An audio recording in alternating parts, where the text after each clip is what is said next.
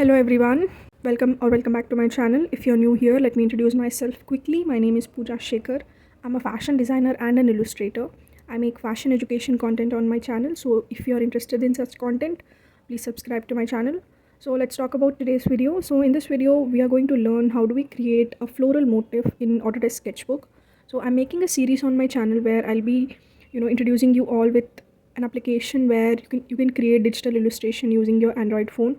Like if you do not have any laptop or any iPad, so you can easily create fashion illustrations using your Android phone. So in that series, in this video, we are going to learn about drawing a floral motif. So let's start today's video. So in this video, I'm going to show you how do we digitalize the motif which we have drawn on paper. So firstly, you need to select any motif that you want to create, and you just need to draw it on paper. So I am starting to draw a motif on paper. So you can see, let me draw a motif here.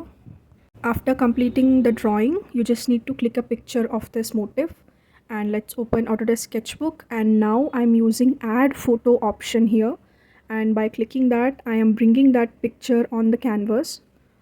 So this is the picture I want to add. So I have added this and I'm adjusting it to the canvas so that I can draw perfectly.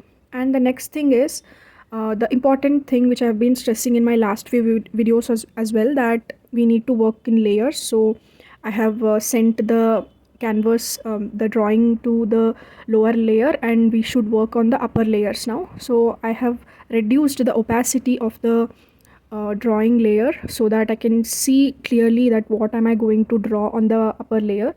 And now we just need to trace the motif.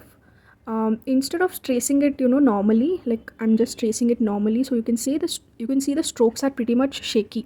So what I'm doing right now is I'm selecting predictive stroke so that the stroke comes perfectly. By using this, you need to set the stroke level, like how predictive the stroke should be. So you need to set according to the design. So like that, we need to trace out all the motif.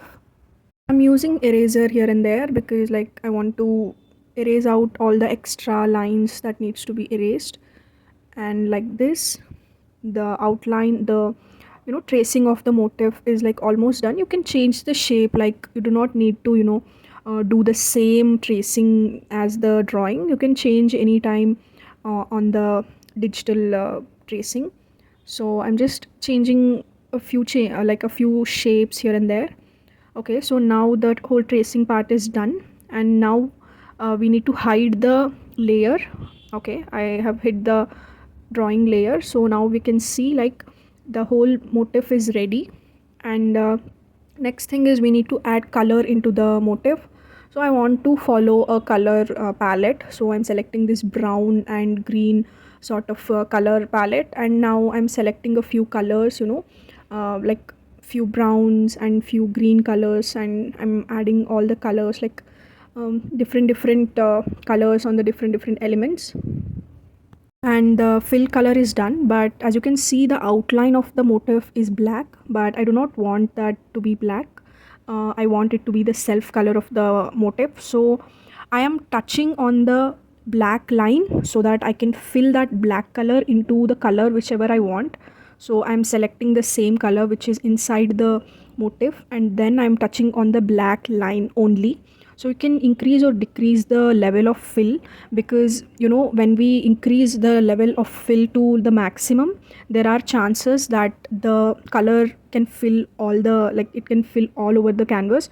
So we need to adjust and click on the exact line. Like if we touch like other than line, the other things will get filled. So I'm selecting the pick color tool also, and then selecting the color and then touching on the black line, so that I want that black line to turn into the color of the motif. So like this, I have completed all the like strokes. I've changed the color of the stroke. So now I feel like the motif looks better because the outline was a bit distractive. Okay, so the whole outlines have been changed almost. I'm just fixing a few things using pen tool so that the motif looks perfect. Okay, so by this the whole motif is done. The next thing is like adding some kind of depth or element into the motif so that it looks a bit 3D. As you can see, the motif is flat, it's completely 2D.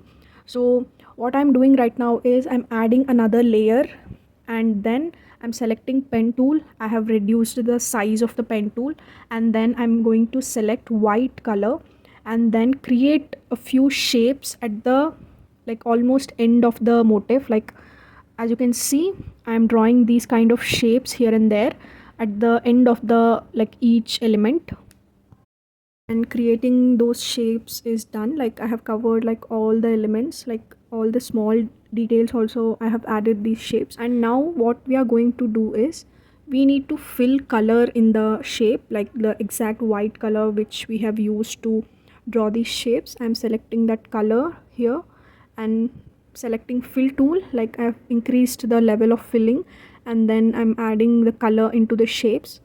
Make sure the color fills completely, there shouldn't be any gaps.